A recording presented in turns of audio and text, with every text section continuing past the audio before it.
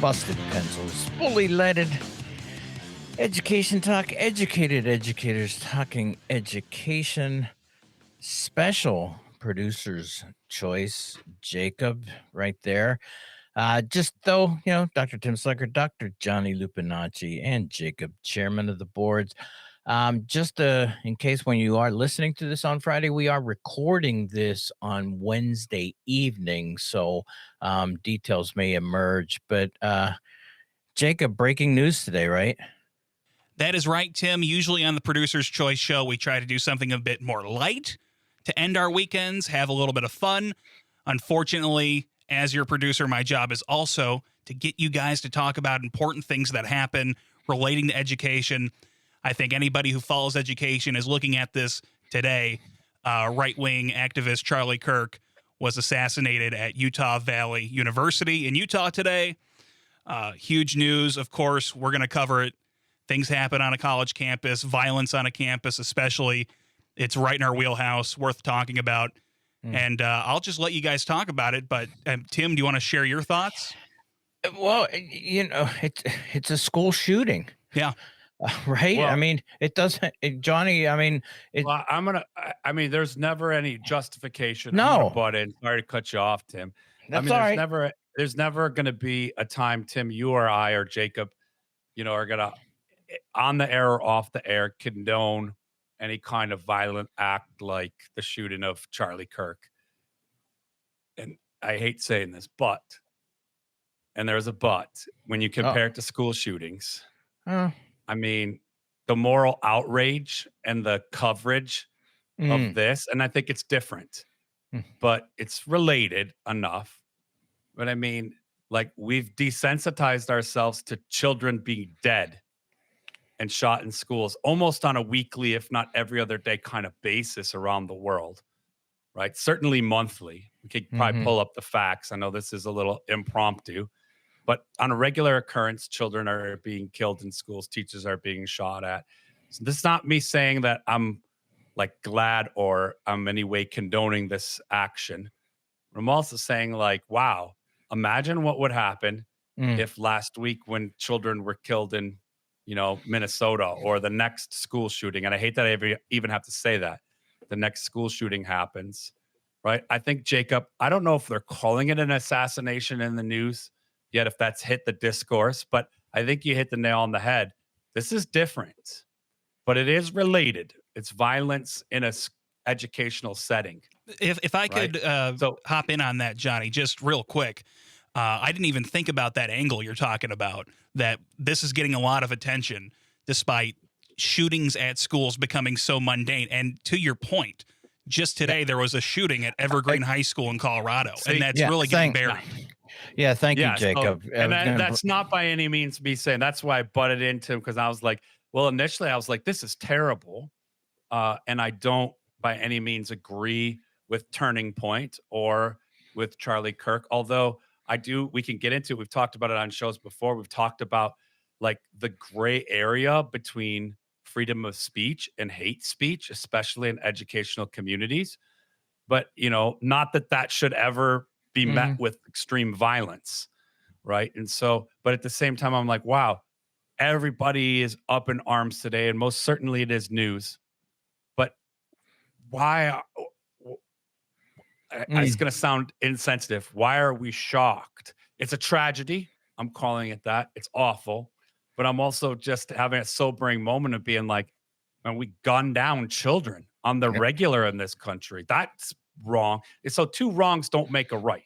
So I'm not saying like this is, but obviously we have a serious problem in this country about how we handle our differences. I think you're getting at a frustration, right, Johnny? Yeah. I mean, just like that feeling like, hey, we should care about all these things. Why does it take something so different to draw our concern? I mean, we should have this level of concern that people have about this all the time. So a frustration with facts. I'll go there.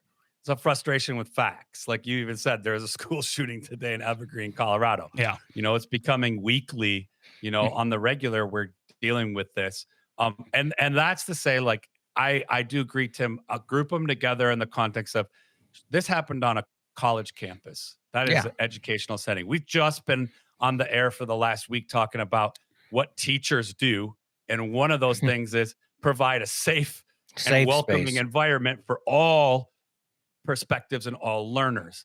And so this is certainly a slap in the face of that being a reality for any student in this country. Right. Right. So it's a sad moment for education. And that's not us co-signing on the viewpoints. But I am going to say, regardless of somebody's viewpoints, this kind of extreme violence is intolerable in a democracy. Yeah, when I was saying just simple school shooting, it really wasn't. I wasn't going to take the media angle. It was just to say, yeah, kind of almost like, well, you know, here we are, supposed safe space again. And yeah, I wanted to point out, going, at the same time, a school shooting occurred in Colorado.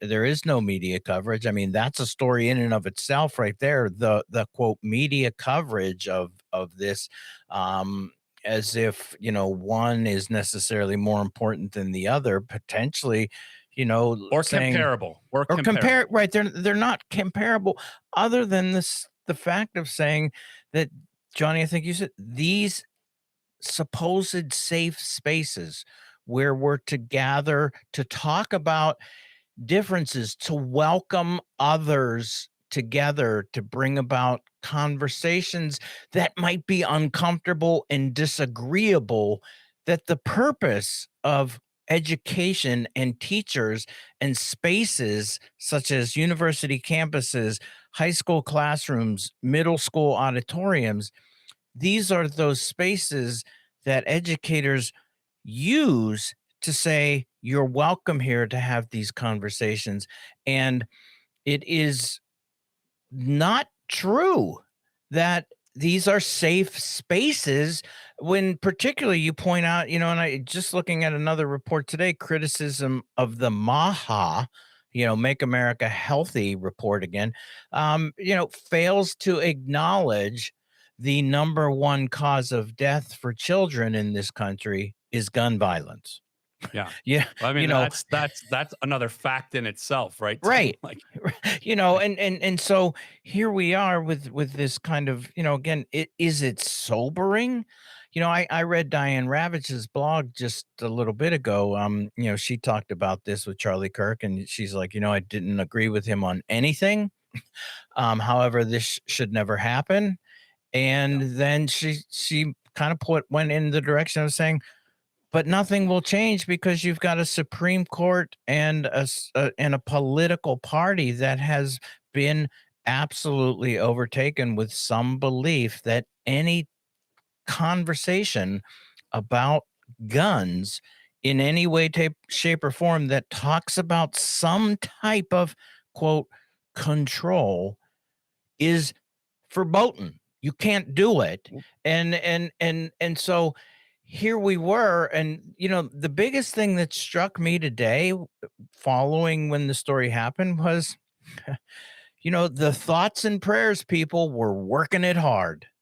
Well, Um and yeah, and as they but how shallow is a thought in a prayer when it could have been, but did we do anything to quote prevent this, which doesn't have anything to do with saying it should never happen and political violence should not be tolerated, but we haven't done anything to prevent this from happening. And preliminary results or findings right now is long range shot, high powered rifle, again, right? well, and And more details are gonna come out. By the yeah, time folks are listening to this Friday, we'll have more information on this. But Tim, I think what you're getting at too, and I'm picking up what you're laying down, and we've had this conversation on Busted Pencils, pretty frequently right. around academic Two freedom and free, about well, freedom. Well, okay. about academic Yeah. freedom and freedom of speech. I have been to Charlie Kirk on my campus. He came to my college campus and, had one of his debating events. And, I was actually, in disagreement with pretty much everything and perspective he was taking.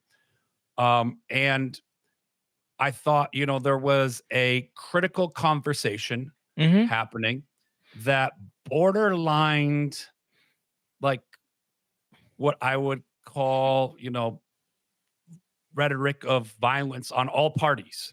Like the Mm, language was so turned up. And we've mm, talked about the connection between like linguistical violence, like the like political language of violence leads to actual violence. That's not me saying Charlie Kirk asked for this, so I don't want you to connect any dots. I'm talking about all parties involved in these heated discussions. The language and the vitriality, if that's the word. Help me out. Jacob's nodding. I think I'm close enough to the word. I'll count that as a word. Yeah. Very good. I mean, the political discourse of violence cannot be disconnected from actual violence. And this comes back around, Tim, to an education issue mm-hmm. that we have not only on our college campuses, but around this country, and especially even in conversations like you like to say all the time with our neighbors, right? When the violence of language kind of boxes you into escalation and to heated conflict, right? There will be violence. And I'm not saying that in a way to rationalize it, but just to explain this is why we say it's not a matter of, of denying someone freedom of speech. Mm-hmm. When language gets to be the level of hate or violent language, it's just a small step. And I don't have the details yet. Again, remember, we're recording this Wednesday evening, right? We're getting this unfortunate news as it unfolds, but we'll have more information.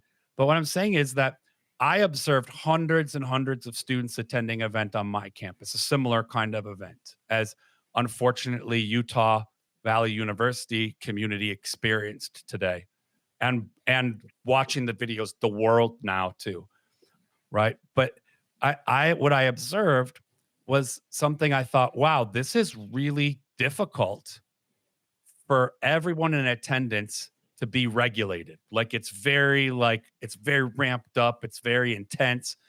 And I saw a lot of students handling it well because they were equipped and experienced with being able to be confronted with someone who believes things very different than they do and stand side by side with peers who believe things different than they do.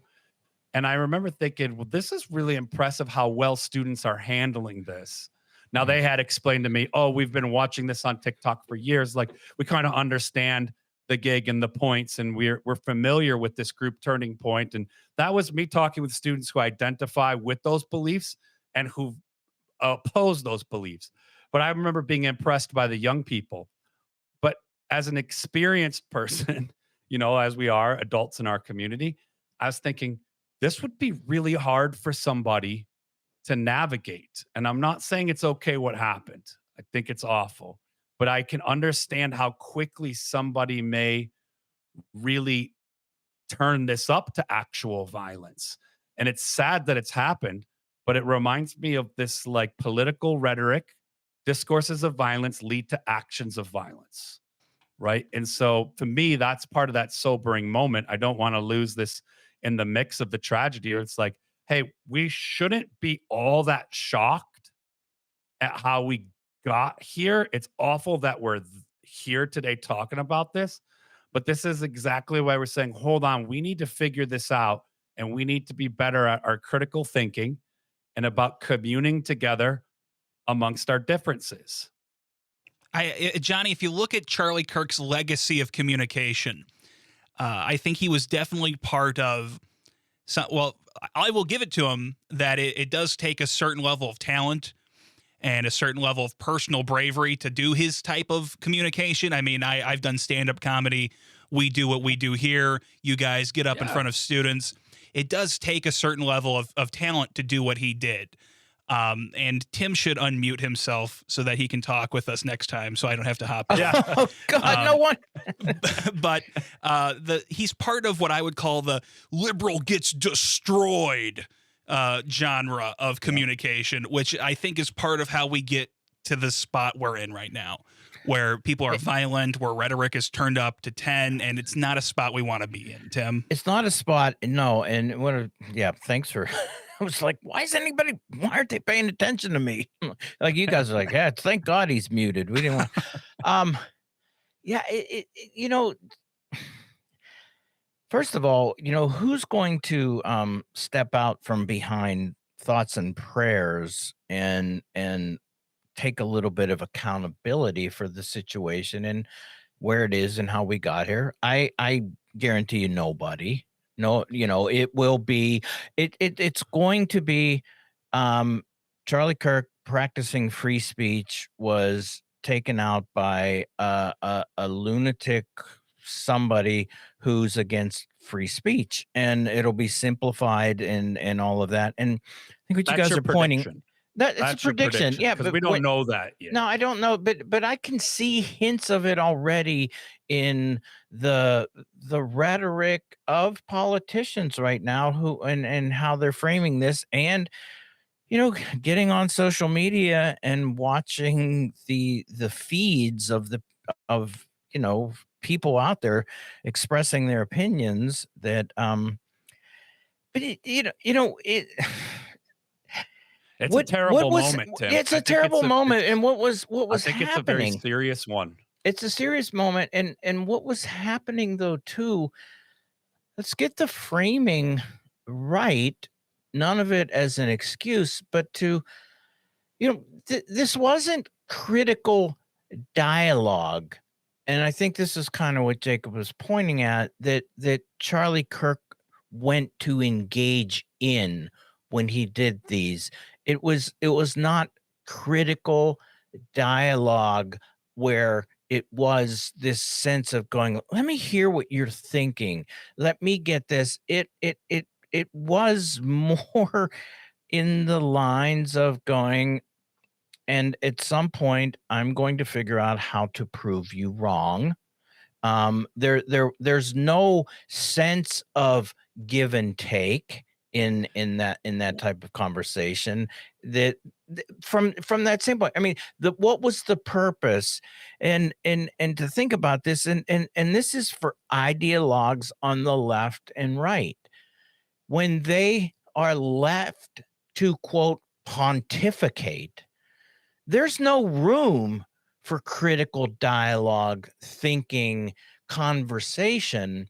And I want to see us start to have more of a conversation about what we quote call free speech, and how we somehow intermix that with critical dialogue and how those are blown out. And it's like, yes, everybody has a right to free speech and to hold deeply held core beliefs, and to express them, and to potentially even say, I'm right, you're wrong, I'm walking away.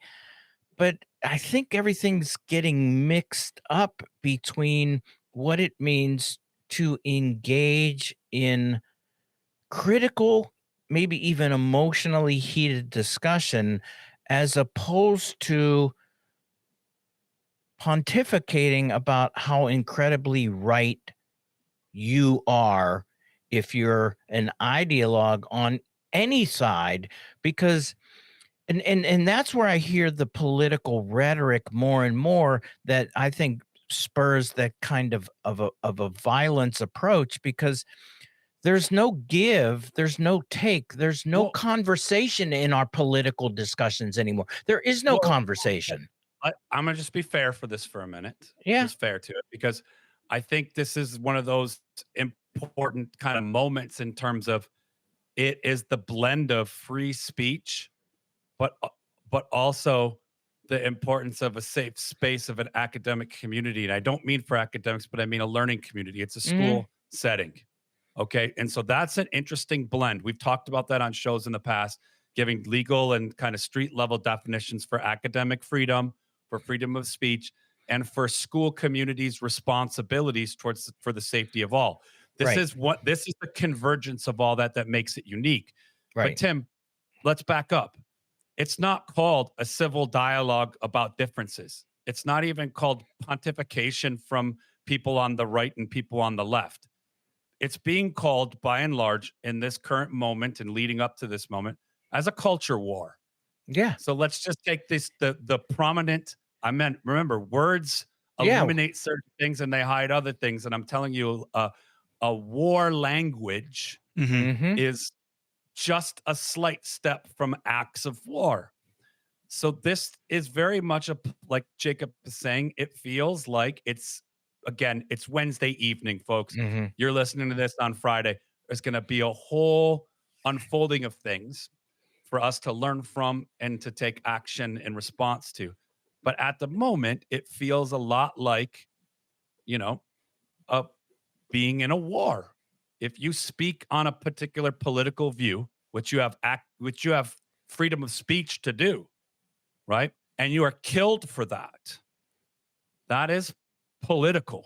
That is Yeah. a form of a political assassination. Now we're going to get into in the next couple of days. Is that true? Is that applicable to this scenario? Is this, we're going to find out all kinds of details. But what I'm saying is like when I attended this event at my campus, students knew in advance. University talked about what kind of event it was going to be. Students were familiar on both sides of the beliefs to the middle of like, I'm just not sure what it is. I'm going to check it out. Right. But they understood that it wasn't billed as a listening session. Mm. It wasn't like Charlie Kirk's coming to our campus and he's a great listener. Right. No, it was like he engages in almost a theater of debate Yes. and of crushing his opponents, which I'm going to be honest about is appealing to both sides Yes, it is. of these political ideologues. It doesn't model the kind of like deliberation and conversation that we would maybe romanticize about. But I'm saying that I don't think that it's necessarily an awful thing to have some viewpoint, Mm-mm. right? That's different than the viewpoint you may have or share or believe in. But when it's all framed in the larger discourse of a culture war, Yeah, I'm going that's to the point. emphasize that term war and the vitality of like winning at all costs, or in like Jacob said, frustration with like deep, deep, anger and Mm-hmm. maybe even a tinge. And I don't know the facts yet, but I expect that for someone to do this kind of thing, there is some level of, possible mental health or instability, or at least dysregulation Yeah. going on, because no disagreement should end in, being shot. That's absolutely intolerable in any context. So, it's a sad moment, but it's the convergence of these things, Tim, that I'm like Mm. really wanting us to be mindful of when you have freedom of speech, which is an important thing, Mm-hmm. but you also have safety of all of those in a learning space.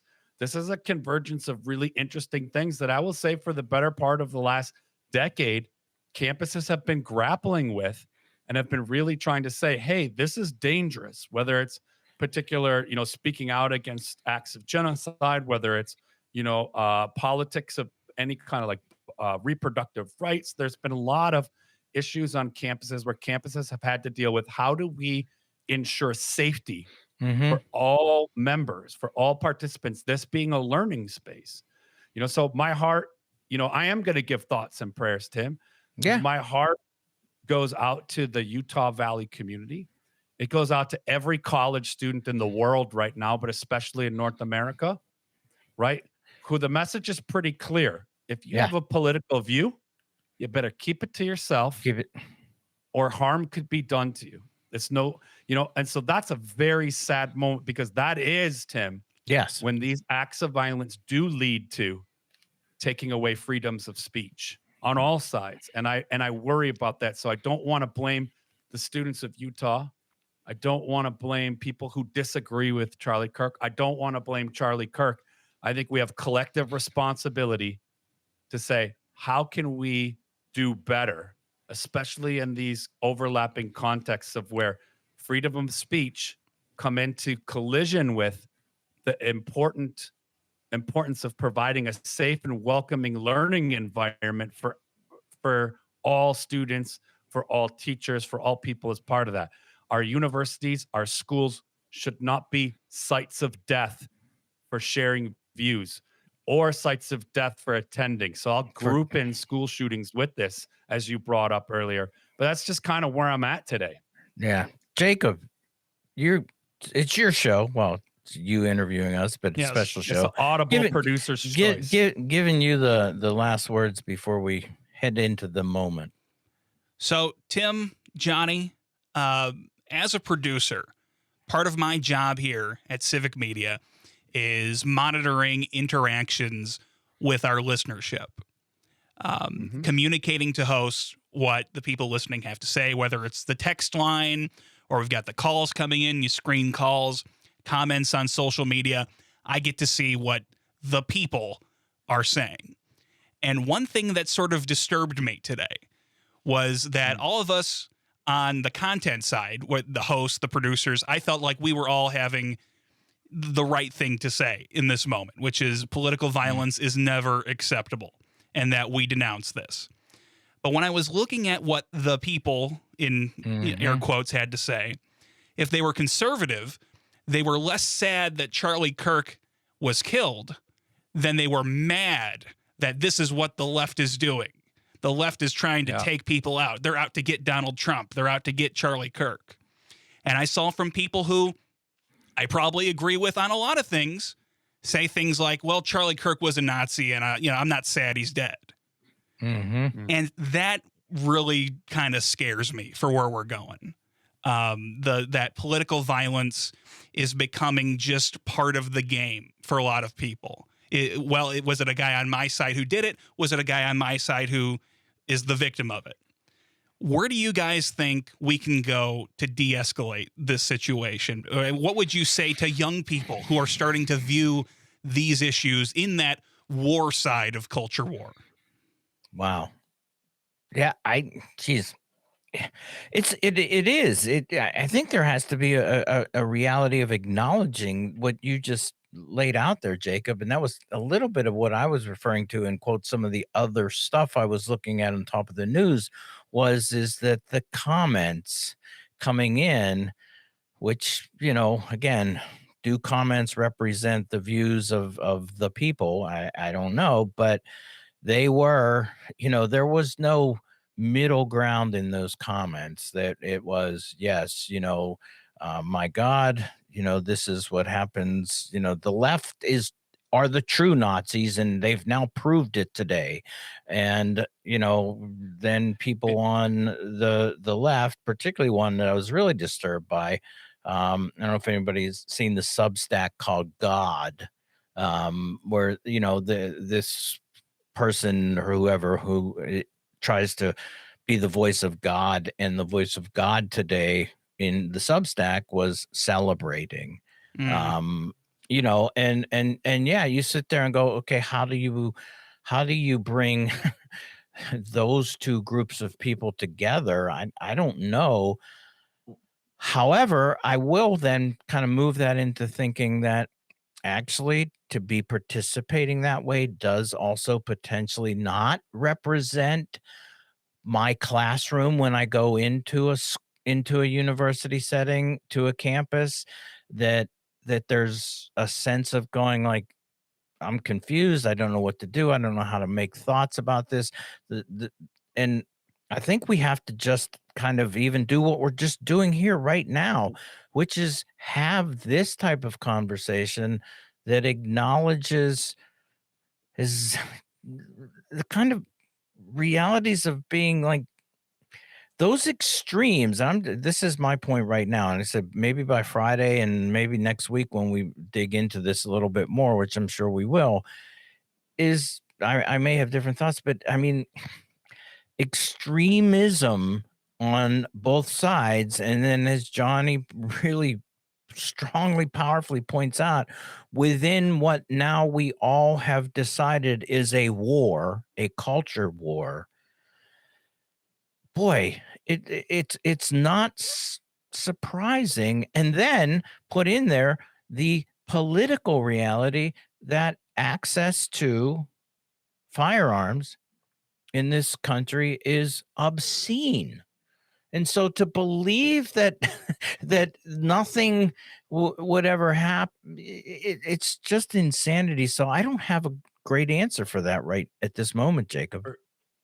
I guess if I was to say the first thing, Jacob, I would do, and I'll be in class tomorrow doing this. First thing I would do is I'll apologize to my students for the moment that they're in. I'm just going to hold some space for one. It's a Mhm. terrifying moment.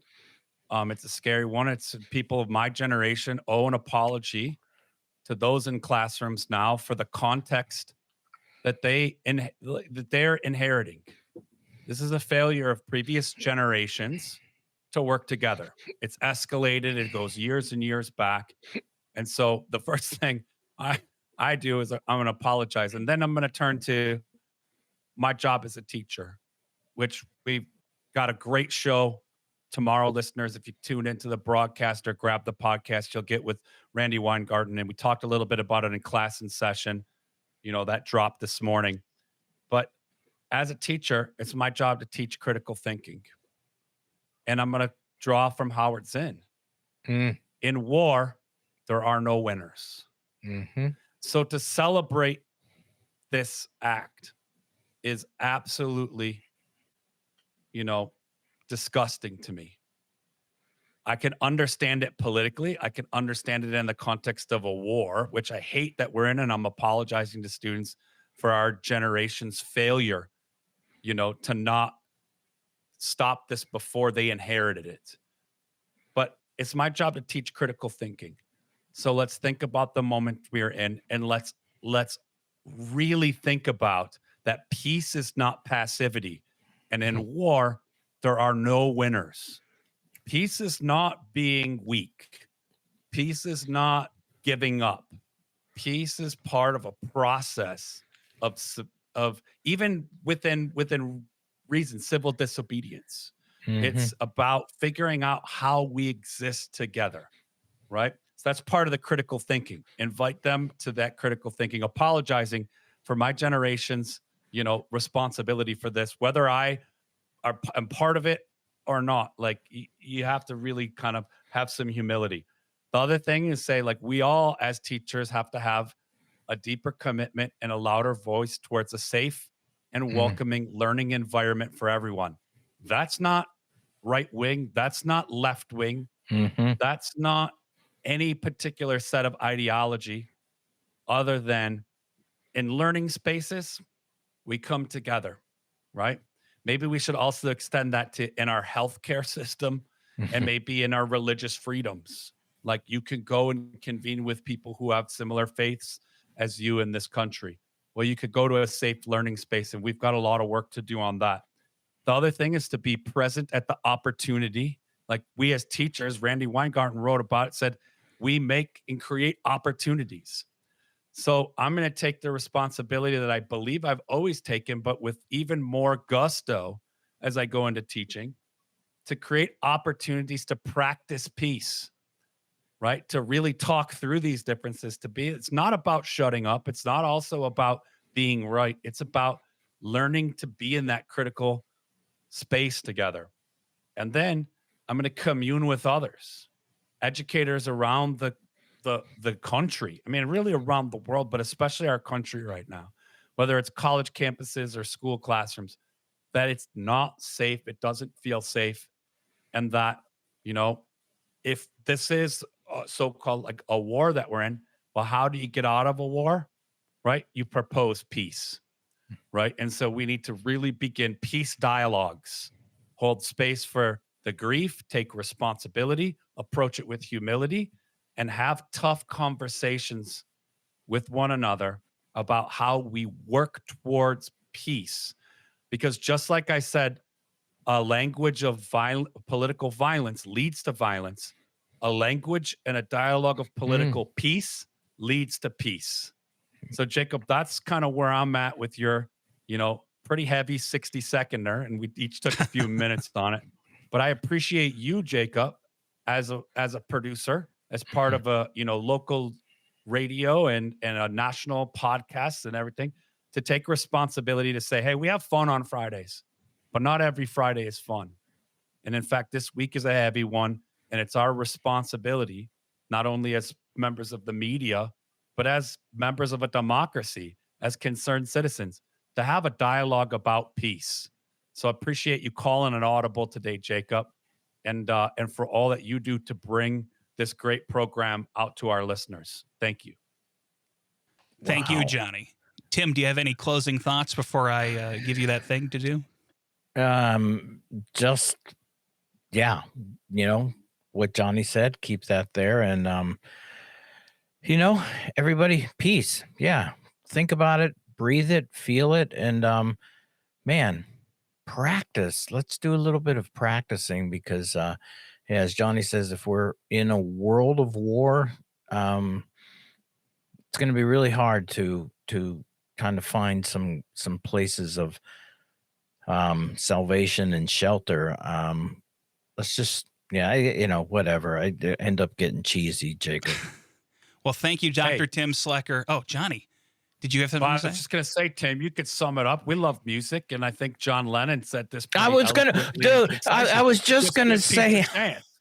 Give peace a chance. I mean, okay. Things are kind of amok right now. What do you got to lose? Give peace a chance. You And went that there is for not me. Passivity. I did it for you. I got cheesy. You read my brainwaves. I was like, John Lennon said, "Give peace a chance," and then I went, "Don't say that. That sound." Anyway, Jacob, Dr. Tim Slecker, Dr. Johnny Lupinacci, thank you very much for being guests on your own show.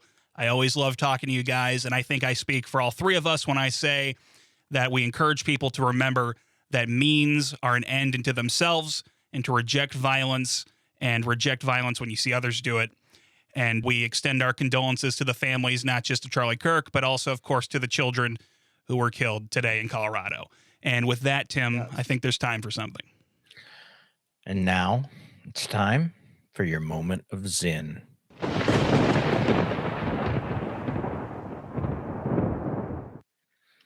How can you have a war on terrorism when war itself is terrorism?